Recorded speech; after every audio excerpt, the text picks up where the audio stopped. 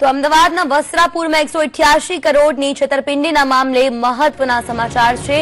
વસ્ત્રાપુર પોલીસે આરોપી ફેનિલ શાહની ધરપકડ કરી છે। કતારની કંપની પાસેથી સાબુનો સામાન મંગાવીને છેતરપિંડી ફેનિલ કરતો હતો, ત્યારે સામાનના રૂપિયા ન ચૂકવવા તેને છેતરપિંડી કરી હતી। કતારની કંપનીએ ફેનિલ સામે ફરિયાદ નોંધાવી છે।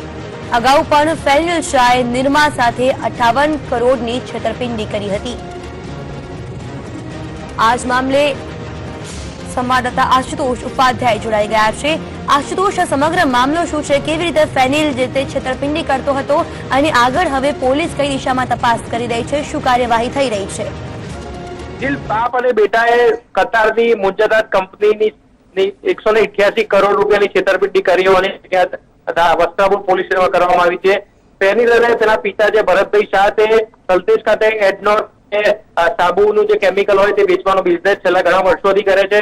કતારની મુંજદાત કંપની પાસેથી તેઓ છેલ્લા ઘણા વર્ષોથી માલ લેતા હતા, પરંતુ છેલ્લા 10 મહિનાથી તેઓ જે માલ ખરીદ્યો હતો તેના રૂપિયા ન આપતા મુંજદાત કંપની છે તેણે ફરિયાદ નોંધાવી છે।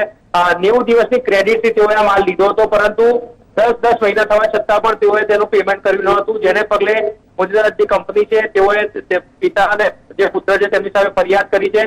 ભરતભાઈને હાઈકોર્ટે આગોતરા જામીન આપી દીધા છે, પરંતુ ફેનિલના જે જામીન છે તે મંજૂર થયા નથી।